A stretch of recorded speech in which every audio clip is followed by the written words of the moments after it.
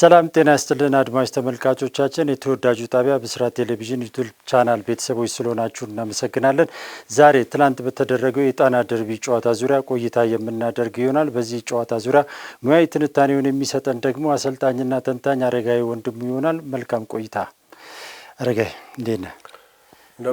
ሰላም ትንሽ አንድ ወር ምናምን ሆነንና እረፍት አድርገን ጉልበት ሰብስበን እንግዲህ ዛሬ መተናል።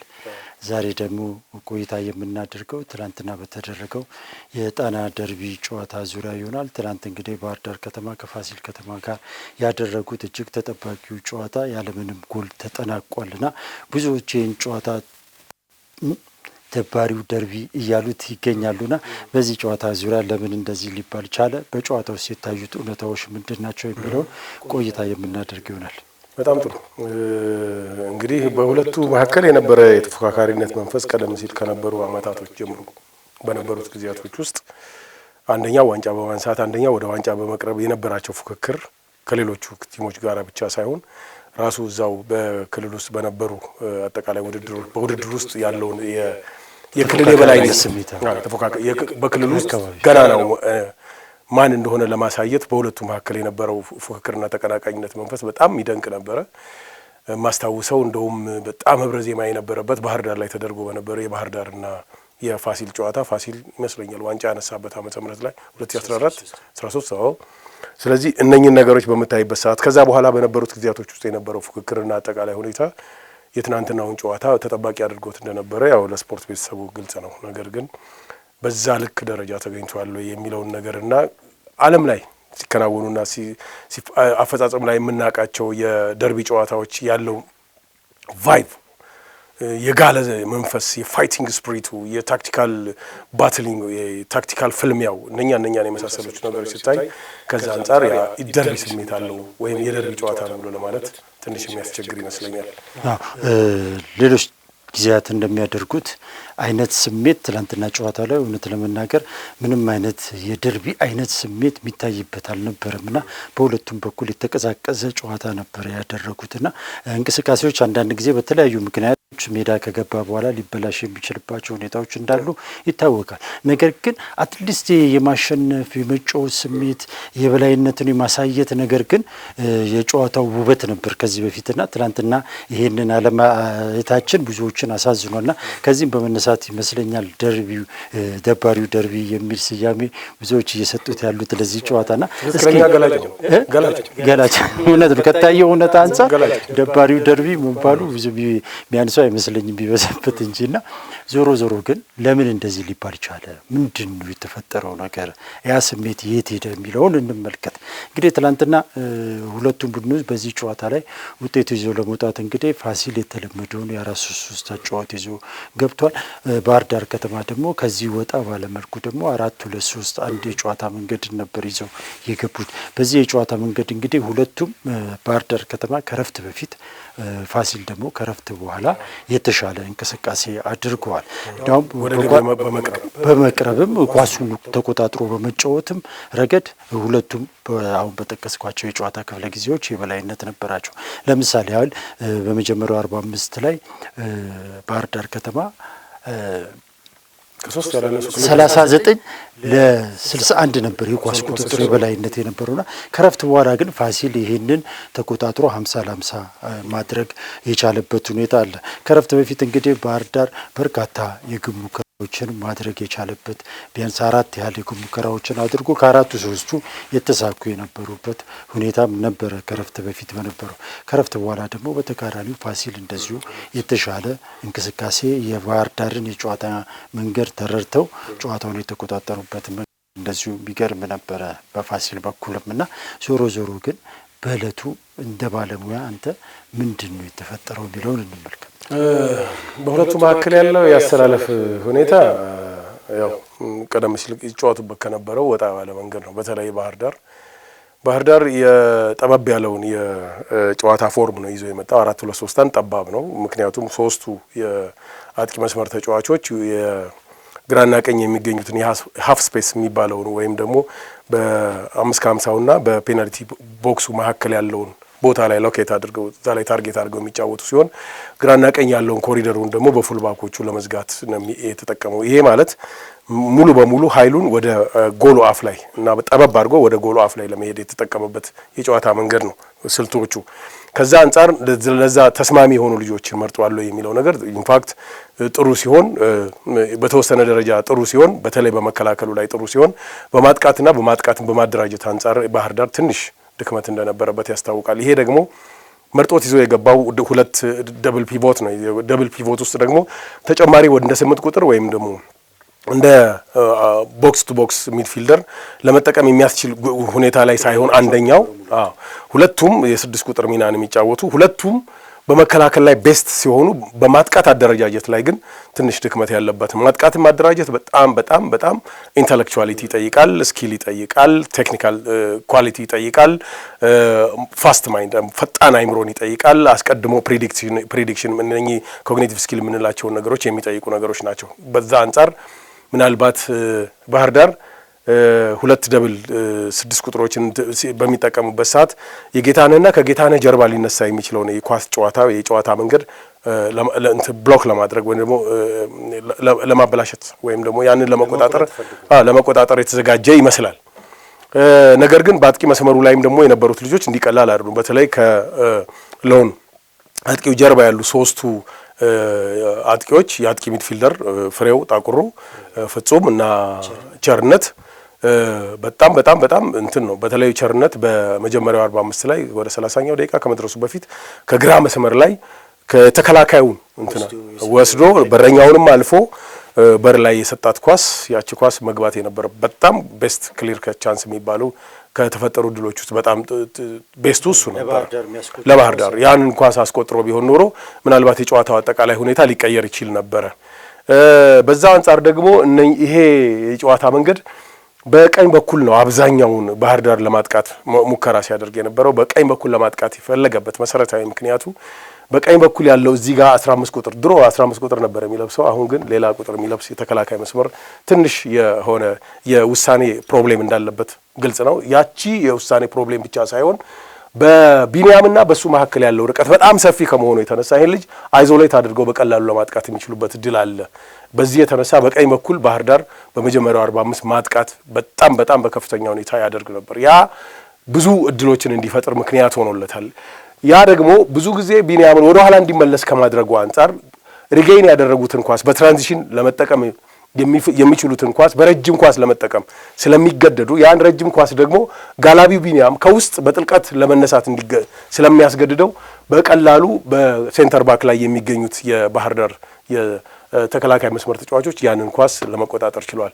ብዙ ጊዜ ረጅም ኳስ በምትጫወትበት ሰዓት ሁለት ስትራቴጂዎችን መከተል መቻል አለበት። የመጀመሪያው ፈርስት ቦል ዊን ማድረግ አለበት፣ አዘርዋይስ ሰከንድ ቦል ዊን ማድረግ አለበት። ምክንያቱም የምትነሳበት ረጅም ኳስ በምትጫወትበት ሰዓት የምትነሳበት የሜዳ ዞን በሁለተኛው ኳስን ዊን አድርገህ ሌላውን የማጥቃት እንቅስቃሴን ወይ በማጥቃት በመልሶ ማጥቃት አሊያም ደግሞ ግራጁዋል በሆነው የማጥቃት እንቅስቃሴ ለመነሳት የምትችልበትን ድል ስሌት ውስጥ ማስገባት አለበት። ሲምፕሊ ክሊር አውት ለማድረግ የምትጫወት ከሆነ ግን ያ ኳስ ተመልሶ ስለሚመጣ ከሜዳ የምትወጣበት እድል በጣም ጠባብ ነው የሆነው። በመጀመሪያው 45 የሆነውም ይሄው ነው። የባህር ዳር የማጥቃት እንቅስቃሴ በግራና በቀኝ ያሉትን ፉልባኮችን ጨምሮ በዚህ በግራና በቀኝ ብቻ ሳይሆን የመሃል ክፍሉን በጣም ዶሚናንት አድርጎ ነበር። ምክንያቱም በመሃል የሚገኘው የባህር ዳር ቡድን ወይም ደግሞ የመሃል ክፍሉ 5 ተጫዋቾችን ሲይዝ የፋሲል ግን 3 ተጫዋቾችን ነው የሚይዘው። ይሄኛው አጥብቦ የመምጣቱ ጉዳይ ብቻ ሳይሆን በቁጥርም በጣም ዶሚናንት ሆኖ በልጦ ስለነበረ ነው። ስለዚህ ወደ ኋላ ማፈግፈግ አስገድዶታል።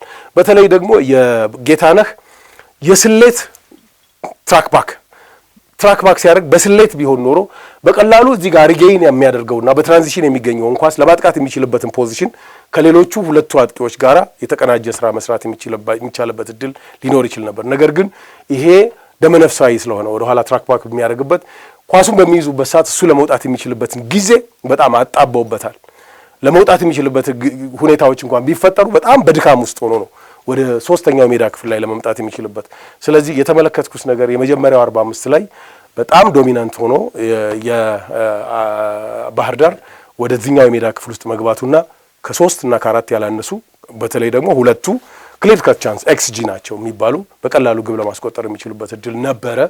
ይሄን ደግሞ እንዳይሆን ያደረገው የዚህ የመጀመሪያው የሜዳ ክፍል ላይ የሚገኘው የፋሲል የአሰላለፍ መንገድ በጣም ስካተርድ ሆኖ በጣም ሰፍቶ ስለሆነ ለብቻው ነው የሚያገኙት።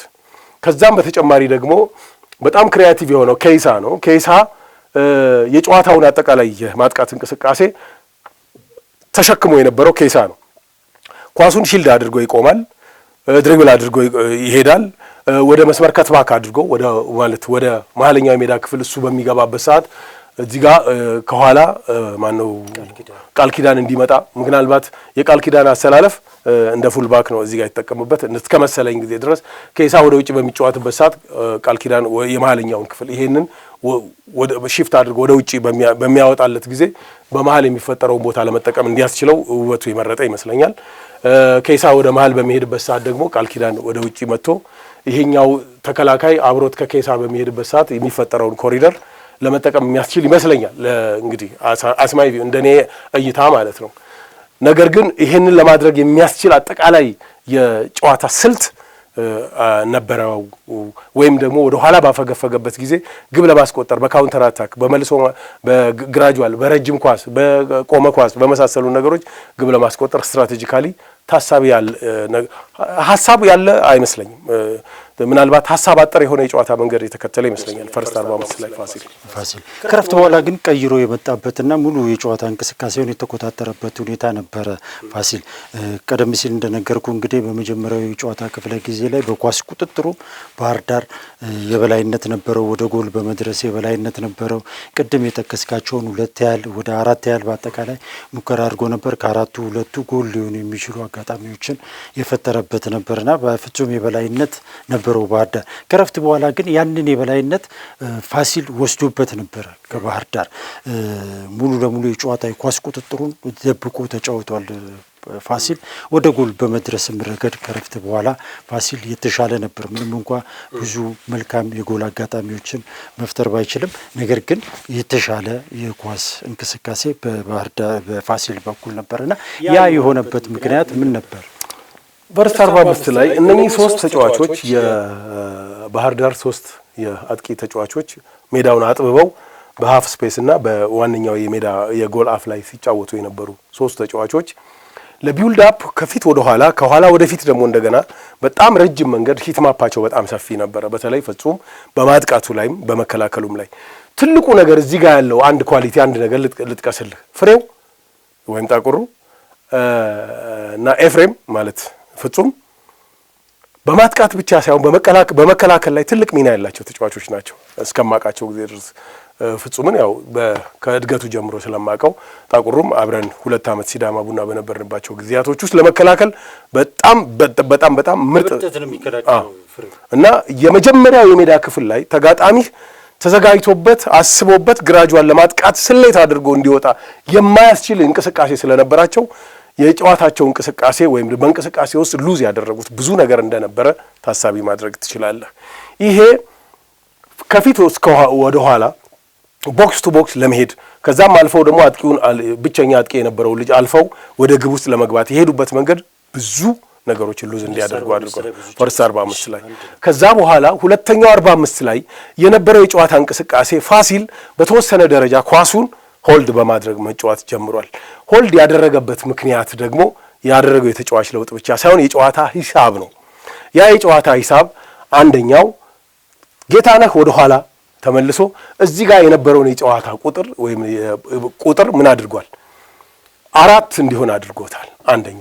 ሁለተኛ እነኚህ ግራና ቀኝ የሚገኙት ቢኒያምና ከይሳ በጣም አስፍተውት ሜዳውን ለጥጠው ስለሚገኙ የባህር ዳርን የጨዋታ አጠቃላይ ሁኔታ ወደ ውጪ እንዲለጠጥ አድርጎታል። ወደ ውጪ በተለጠጠ ቁጥር ደግሞ በመሃል ላይ የሚገኘውን የተጫዋቾች ቁጥርና ቴንሽኑን ወይም ደግሞ ቴንሽኑን ወደ ሜዳና ወደ ግራና ቀኝ እንዲሳብና እንዲከፈት አድርጎታል።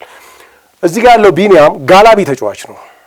ኢንፋክት ቢኒያም ቲፒካል 9 ቁጥር ነው። አውት ኤንድ አውት 9 ቁጥር እንጂ የመስመር ተጫዋች አይደለም። በባህሪውም እንደዛ አይደለም። ምክንያቱም ይሄ ልጅ በመስመር እንዲጫወት ካደረከው አሲስት ነው ማድረግ ያለበት። ይሄ ደግሞ 9 ቁጥር አውት ኤንድ አውት ከሆነ ገብጋባ ነው መሆን ያለበት። ምክንያቱም ከፊቱ ወይም ደግሞ ከጀርባው ጎሉን ካላደረገ በስተቀር ከፊቱ የሚቀድመው ተጫዋች ከሌለ በስተቀር ወይም ደግሞ ከጀርባው የራሱን የተጋጣሚን ጎል ካላደረገ በስተቀር ኳስ ለመስጠት ብዙ ጊዜ ዝግጁ አይደሉም እንደዚህ አይነት ተጫዋቾች። ስለዚህ አሲስት ለማድረግም የሚችልበት እንትን የለም። የቦክስ ውስጥ አንዳንዴ አክሮባቲክ በሆነ መንገድ የሚያስቆጥራቸውን ጎሎች በ2015 በደንብ ልብ ብዬ ተመልክቻለሁ። ከኋላ ባህር ዳር ከፍቶት በሚመጣው ሜዳ ላይ በሚጣልለት ኳስ ነው እሱ ይሄን ሊያደርግ የሚችለው። ይሄን በሚያደርግበት ሰዓት በጣም በጥልቀት ወደ ኋላ የሚመለሰውን ጌታነህ ከዚህኛው ሜዳ ክፍል ወደ ሶስተኛው ሜዳ ክፍል እስኪመጣ ጊዜ ድረስ በጣም ረጅም ጊዜ ስለሚወስድ በቀላሉ እሱን ዲፌንድ ማድረግ ይቻል ነበረ። ነገር ግን ይሄ ዋነኛውና መሰረታዊ ምክንያቱ አሁን ላልነው ታክቲካል ምክንያቶች የብልጫ የተወሰደበት ምክንያት የመሃል የሜዳ ክፍሉን ለመለጠጥ እና በዚህ ጋር ያለውን የጨዋታ ክፍል ብልጫ ለመውሰድ እድሉን እንዲያገኝ የሁለቱ ግራና ቀኝ በጣም ዋይድ ስፕሪድ አድርገው መቆማቸው በዚህ የነበረውን የመሃል የሜዳ ክፍል ብልጫውን በቀላሉ እንዲወሰድበት አድርጓል። ከምኑ ጋራ? ከኤግዘርሽኑ ጋራ። በሁለት መሰረታዊ ምክንያቶች ፋሲል ሁለተኛውን ጨዋታ በግልባጩ የኳስ ቁጥጥሩን ቀደም ሲል የነበረውን 60-30 ምናምን የነበረውን የጨዋታ ሚዛን 50-50 እንዲሆን አድርጎታል። ያ ብቻ አይደለም፣ ባልተለመደና ባልተጠበቀ ሁኔታ ባህር ዳርን የረጅም ኳስ እንዲጫወት አስገድዶታል። ባህር ዳር ረጅም ኳስ በተጫወተበት ሰዓት ውስጥ ደግሞ እነኚህ ልጆች ቀደም ሲል በተለይ ይሄ ሎን ስትራይከሩ ቀደም ሲል አንደር ፕሬዠር ውስጥ ነው የነበረው። ብዙ ነገሮች ላይ የሚጎሉት ባለፈው 3 ጎሎችም ስላስገባ በጥንቃቄ ነበር የሚያዩት፣ ብዙም ኢፌክቲቭ አልሆነም። ስለዚህ የጨዋታው አጠቃላይ ቫይቭ የተቀየረው በእነዚህ በሁለት መሰረታዊ ምክንያቶች ይመስለኛል። ኦኬ ባህር ዳር እንግዲህ ቀደም ሲል እንደገለጽከው ከረፍት በኋላ በተለይም 3ቱ ተጫዋቾች ብዙ ኤሪያን ከመሸፈን አንጻር እየወረዱ መጥተዋል። በተለይም ፍጹም መውረዱ የቲሙን አጠቃላይ እንቅስቃሴ የጎዳው ይመስለኛልና ፍጹም ባህር ዳር ፍጹም ላይ መንጠልጠል ነገር አለው ማለት እንችላለን። ኢንፋክት ማጥቃቱን ፍጹም ላይ በጣም ዲፔንድ እንዳደረገ የሚያስታውቅ ብዙ ነገሮች አሉ፣ የሚያሳዩ ነገሮች አሉ። ፍሬው አንታየር ነው። ይሄ ታየርለስ ኢነርጂ ያለው ልጅ ነው። እንደ እድሜው አይደለም። ብዙ ሰዎች ፍሬውን ከጨዋታ እንቅስቃሴ ወይም ከኳስ እንቅስቃሴ ውጪ አይመለከቱትም። የፍሬውን የጨዋታ እንቅስቃሴና አጠቃላይ ከኳስ ውጪ ያለውን እንቅስቃሴ ለመመልከት ችያለሁ አብረን በነበርንባቸው ጊዜያቶች ውስጥ። ስለዚህ የፍሬው አጠቃላይ ሁኔታ የጨዋታው ሚዛን መጠበቅ ሲሆን የማጥቃቱን ሚዛን ግን በእንትና ላይ ነው የነበረው፣ በኤፍሬም ላይ ነው የነበረው። ኤፍሬም ኳሱን በሚይዝበት ሰዓት በፍጥነት ነው ይሄ ልጅ የሚመጣው፣ በግራ ወይም በቀኝ በኩል ያለው የተከላካይ ሚድፊልደሩ እሱ በሚመጣበት ሰዓት ይሄ ልጅ ደግሞ እዚህ ጋር ይመጣና የጨዋታውን ቁጥር እዚህ ጋር 3-2 ኦር 3-1 የሚያደርግበት እድል ነበረ። ስለዚህ ይሄ ቅድም ከጠቀስነው አጠቃላይ ሁኔታ አንጻር የኤፍሬም የማጥቃቱን እንቅስቃሴ በማጥቃት ትራንዚሽን ውስጥ በመከላከል ብቻ ሳይሆን በማጥቃት የመከላከሉን ስራ በሶስተኛው የሜዳ ክፍል ላይ በላይኛው የሜዳ ክፍል ላይ ነው የሚሰራው እንጂ እንደ ፍሬው ወደ ኋላ ተመልሶ አይደለም የሚሰራው፣ ወይም እንደ ቸርነት ወደ ኋላ አይመለስም። የማጥቃቱን የመከላከሉን እንቅስቃሴ በሶስተኛው ሜዳ ክፍል ላይ ሽግግር ካደረገ በኋላ ተጋጣሚ እዛው ሁለተኛ ሜዳ ክፍል ላይ ነው የሚቆየው። ከዛ ወደዚህ በሚመጣበት ሰዓት ነው እንደዚህ አይነት ትሪያንግል ለመስራት የሚሞክረው። ነገር ግን ይሄ ከነበረ አጠቃላይ የፊዚካል ፊትነስ ዝግጅት ከነበረው አጠቃላይ የጨዋታ እንቅስቃሴ ወይም ደግሞ የጨዋታው ቫይቭ ከነበረው ሁኔታ ከክላይሜት ከነበረው ዝግጅት ከነዚህ አንጻር የኤፍሬም የጨዋታ እንቅስቃሴ ወደ ኋላ ዲክላይን አድርጓል። የሱ ዲክላይን ማድረግ በቀላሉ ከሜዳው ሲወጣ የነበረውን ባህር ዳር ሜዳው ላይ እንዲቆይ አድርጎታል። ሜዳው ላይ እንዲቆይ ማድረጉ ደግሞ ለፋሲል የተሻለ የኳስ ቁጥጥር ብቻ ሳይሆን በቀላሉ በልክ የመጀመሪያው 45 ላይ ባህር ዳር አጌንስት አድርጎ በፋሲል ላይ ሲጫወት የነበረውን ጨዋታ እንዲጫወት እድሉን አግኝቷል። እስቲ ስለ ፋሲል አንድ ነገር እናንሳና ወደ ማጠቃለያው እንሂድ። ፋሲል እንግዲህ እስካሁን ባደረጋቸው ጨዋታዎች በአጠቃላይ በተለይ በዋናነት እየተጠቀሰ ወይም እንደ ድክመት እየተነሳበት ያለው የአጥቂ ክፍሉ ነው። አጥቂዎቹ ቶሎ ጎሎችን ማስቆጠር የሚችሉ አይደሉም። ሁልጊዜ በኳስ ቁጥጥር የተሻለ እንቅስቃሴን ያደርጋል ፋሲል። ነገር ግን ጎሎች ከማስቆጠር ጋር ግን ትልቅ ክፍተት ይታይበታል ቡድኑ ላይ። አሁን ላይ እንግዲህ ቢኒያም ጌታቸውን አምጥቷል ተሰርቷል ይህንን ድክመት ለማረም። ነገር ግን አሁንም የሚታዩት ነገሮች ምንም እንኳን አንድ ጨዋታ ቢሆንም ነገር ግን ብዙ ለውጥ ያላቸው አይመስለኝም እና አሰልጣኙ ውበቱ አባተ እዚህ ፊት አካባቢ ላይ ያሉ ልጆችን ከአጠቃቀም ጋር ተያይዞ ሊነሱ የሚችሉ ጥያቄዎች አሉ፣ ችግሮች የሉ ማለት ነው። ቅድም አሁን እንዳነሳ ነው ቢኒያም የስፔስ ተጫዋች ነው እንጂ አታከር አይደለም፣ የፕሌየር አታከር አይደለም። እሱ ስፔስ አታከር ነው። ቢኒያም ከጀርባ ክፍት በሆነበት ቦታ ላይ ምጥልለትን ኳስ ነው የሚጠቀመው። ፕሌየር አታከርስ ነው እዚህ ጋር ያለው ኬሳ ነው። ፕሌየር አታከር ኢን ሴንስ አንድ ለአንድ ከኳስ ጋር በምትገናኘንበት ሰዓት ይህን ልጅ ፌክ አድርጎ ወይም ደግሞ አድርጎ ምንድነው ፌንት አድርጎ አብዶ ሰርቶ የሚወጣበት እድል፣ ኳስ ሺልድ አድርጎ የሚቆይበት እድል የመሳሰሉ ነገሮች ናቸው። እዚህኛው ላይ ይሄ ኳሊቲ እዚህ ጋር የለም። ይሄኛው ደግሞ የዚህ ኳሊቲ የለውም። ይሄ ጋላቢ ነው፣ ስፔስ አታከር ነው። በዚህ ላይ ደግሞ ይሄ ስኮረር ነው። ስኮረር የሚሆን ከሆነ እነኚህ ሁለት ልጆች በባህሪያቸው ለዚህ ልጅ የሚያቀርቡለት ኳስ ወደ ግብ ውስጥ እሱ የሚገባበት ታይም፣ ወደ ግብ ውስጥ እሱ ገብቶ ሊያስቆጥርበት የሚችለው ሁኔታዎችን በሙሉ የተቃኙ አይደሉም ብዬ ነው የማስበው። የተሻለ የሚሆነው ጌታነህ እንደ 10 ቁጥር ወደ ኋላ ተመልሶ ቢኒያም ጌታቸው እንደ 9 ቁጥር መጫወት የሚችልበት እድል ካለና እዚህ ጋር የተጠቀምክበትን የቃል ኪዳንን ዘላለም መስመር ላይ ወደ መስመር አምጥተህ ኬዛና ቃል ኪዳን የተሻለ ነገር ግን ጌታነህ ተጠቀመበት ጊዜያቶች ነው። አሰልጣኝ ውበቱ ቴክኒካል ተጫዋች ባይሆንም ቢያንስ የጨዋታውን አጠቃላይ ሞመንቱን በሚገባ ስለሚረዳ በዛ ሞመንት ውስጥ ኳስ ለማቅረብ የሚችልበት ሰጥቶ ለመግባት የሚችልበት ጨዋታውን የማጥቃቱን እንቅስቃሴ ለመቆጣጠር የሚችልበት እድል ሊኖረው ይችላል ብዬ ነው የማስበው። ጌታነህን አለበለዚያ መውጣት አለበት ከዚህ ውስጥ ወጥቶ ቢኒያም ወደ 9 ቁጥር መውጣት ይሄ እዚህ መጥቶ ዘላለም እዚህ ጋር መጥቶ የ10 ቁጥር ተጫዋች እነ ጃቢር ነው እንደ ጃቢር አይነት የመሳሰሉ ተጫዋቾች እና አቤል እንዳለ ወደ መስመር ላይ እዚህ ጋር እንትን ከሚል ወደ 10 ቁጥር ላይ ብታመጣው አቤል እንዳለ አንደኛ ቀናሽ ተጫዋች ነው፣ ይቀንሳል፣ ፕሌየር አታከር ነው። ሁለተኛ አሲስት ማድረግ ይችላል፣ ራሱ ማስቆጠር ይችላል፣ አድቫንስ መግባት ይችላል፣ እይታው ጥሩ ነው።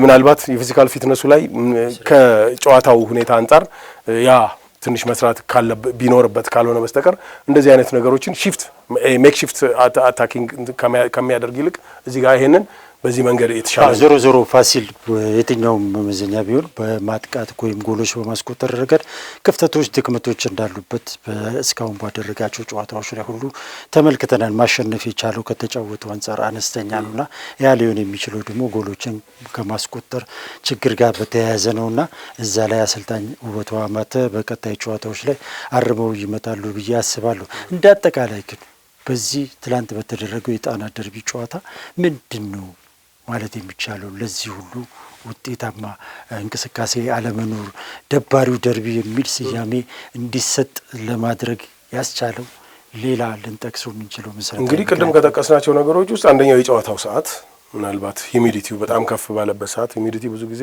ከ75 እስከ 80 ባሉት ጊዜያቶች ውስጥ በጣም አድካሚ ነው የሚሆነው። ምክንያቱም ወበቅ ስለሚኖር ወበቅ ደግሞ የሚያስከትለው ፊዚዮሎጂካል በጣም ከባድ ፕሮብሌሞች አሉ። ነገር ግን ያም ሆኖ ግን በ9 ሰዓት ጨዋታ ላይ ከዚህ በፊት የተደረጉ ጨዋታዎችን ተመልክተናል። በጣም ፋይቲንግ ስፕሪቱ በጣም ላይ የወጣ የሊጉ ደረጃም ከፍ ብሏል። እንዴ እዚህ ደረጃ ደርሷል እንዴ ተብሎ አንዳንድ መጠይቆች ልታነሳ የምትችልባቸውን የጨዋታዎችን ተመልክተናል። ነገር ግን የትናንቱ ምናልባት ሜቢ ውጫዊ ምክንያቶች ላይ ሊኖሩት ይችላሉ። ነገር ግን ሁለቱም ላይ በደንብ የተገነዘብኩት ነገር የግብ አፈጻጸማቸው በጣም የወረደ መሆኑ ነው። በተለይ ደግሞ ፋሲል ያገኘውን የፔናልቲ እድል ማበላሸቱ ነው። ፔናልቲ አግኝቷል። ፔናልቲው በትክክለኛው ሰው ነው የተመታው ወይስ ያልተመታው ወይም ደግሞ የጨዋታ ብዙ ጊዜ የማግባት የነበረው ጌታነህ ነበር። አሁን እንግዲህ ቢኒያምን ወደ ኮንፊደንስ ለማምጣት ታስቦ ይመስለኛል። ይሄ ግን አደገኛ ቁማር ነው እና ስለዚህ ያ ባይሆን ኖሮ ፋሲል አግብቶ እንትን የሚልበት ነገር ነበረ። ለዋንጫ ፉክክርም እኮ ባህር ዳር ያለበት ባህር ዳር 4ኛ ደረጃ ላይ ነው ያለው። የነጥብ ርቀቱም በጣም ያሸንፍ ኖሮ ሁለተኛ መሆን የሚችል ፎልት ፋይንዲንግ ነው የሚባለው። ይሄ ማን ነው ፎልት ስታንዲንግ ነው የሚባለው። አሁን የሱ ፖዚሽኑ ራሱ ሲታይ ቢያሸንፍ ኖሮ በጣም ለዋንጫው የሚቀርብበት እድል አለ። ያ ደግሞ በቲም ውስጥ የሚፈጥረው መነሳሳት አጠቃላይ እዛ አካባቢ ያለው ነው ሁኔታ ደግሞ ከመቀየር አንጻር ሲታይ በጣም ጥሩ ይሆንለት ነበር። የግብ አፈጻጸማቸው በሁለቱም አንጻር ግን በጣም ደካማ ነበር። ያ ይመስለኛል አጠቃላይ የጨዋታውን ቫይቭ የገደለው ይመስለኝ። እንግዲህ በእርግጥም እንደተባለው ደባሪው ደርቢ 0-0 በሆነ ውጤት ተፈጽሟልና የእኛም ፕሮግራም እዚህ ላይ ይፈጸማል። በቀጣይ በሌላ ፕሮግራም ላይ ዳግም እንገናኛለን። ለዛሬው ግን አመሰግናለሁ።